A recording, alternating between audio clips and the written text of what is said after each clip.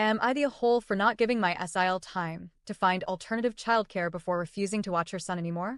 My 28F husband, 33M, has an older half-brother, 43M, who has a son for around our daughter's age, also 4. My SIL, 36F, half-brother's wife, works, but I do not. I am a SOM because my husband worked in his 20s to build 2 pretty successful local businesses, and he works a lot, so it's better for our family for me to stay home.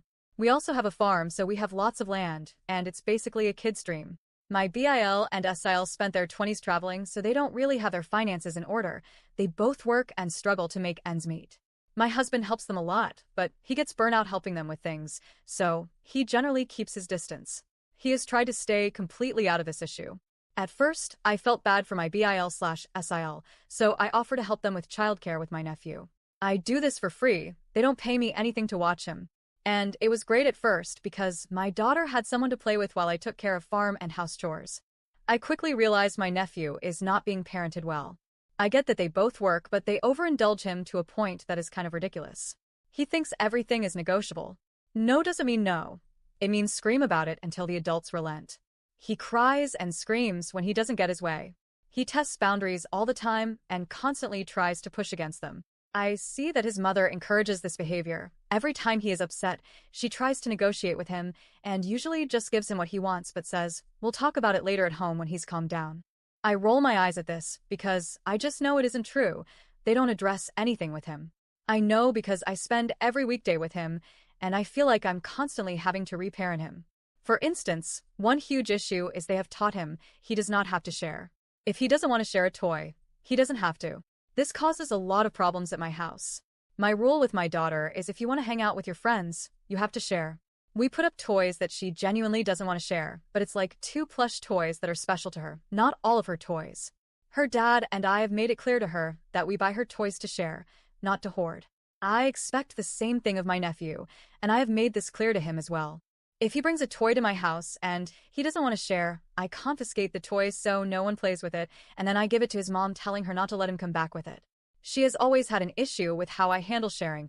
She's tried to coach me on how to properly handle sharing, according to her. She expects me to essentially distract my child with another toy if her son doesn't want to share. I made it clear that when he's at my house, he has to follow my rules. I do not entertain them or manage their play. If a toy is causing problems, it disappears. Period. They don't always have to play the same thing at the same time, but if they can at least take turns with a toy, then it gets put away, and if it's his toy, then I tell him it won't be allowed back.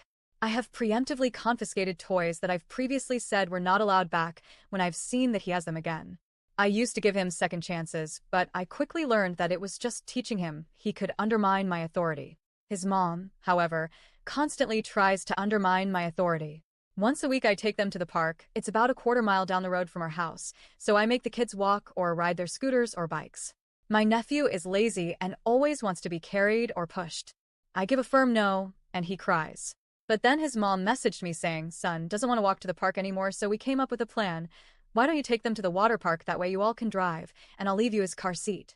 I said no because the water park costs money. It's harder to watch 2 kids there, and I never agreed to carpool them anywhere. She then found another park on the other side of town and suggested that. Again, I did not agree to carpool my nephew anywhere. He knew about these attempts at rearranging our plans because he'd bring up how his mom said we could go to another park and then cry when I tell him I wasn't open to that. My nephew has caused a lot of issues that I ultimately blame his parents for, like taking 1 bite out of every strawberry in the bowl just to be spiteful so my daughter couldn't have any. That has happened multiple times with multiple snacks. Trying to sneakily steal toys, and then his mom asking if he can borrow it when I check his bag and call him out on it. But my final straw with my nephew was when he started trying to encourage my daughter to push boundaries with me. I'd tell him he couldn't do something like climbing up the gate to the horse pasture, and he'll just look at me then say, "Daughter, climb up here with me." He's been doing this for a few weeks now, and I told his mother that if he was going to encourage my daughter to disrespect my rules, he would not be allowed back over. She essentially tried to defend him, saying, "It's age appropriate."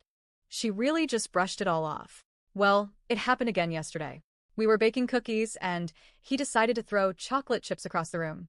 I told him to stop, and he ignored me and told my daughter to throw them with him. She was scared to do it because she knew it was against my rules, so then he had an absolute meltdown when I took him away from the kitchen and put him in timeout. He actually started throwing things around my living room and screaming at me. He kept coming back into the kitchen, and I had to physically remove him over and over again. I have never had these issues with my own kid, so I was losing my mind. I called my SIL, and my BL ended up coming to pick him up early. I told him he wasn't welcome back, that I was done. Maybe I'm an AH for reaching my breaking point and not giving them more notice, but I thought I was being helpful. And I gave them plenty of warnings that his behavior was not acceptable or appropriate in my home.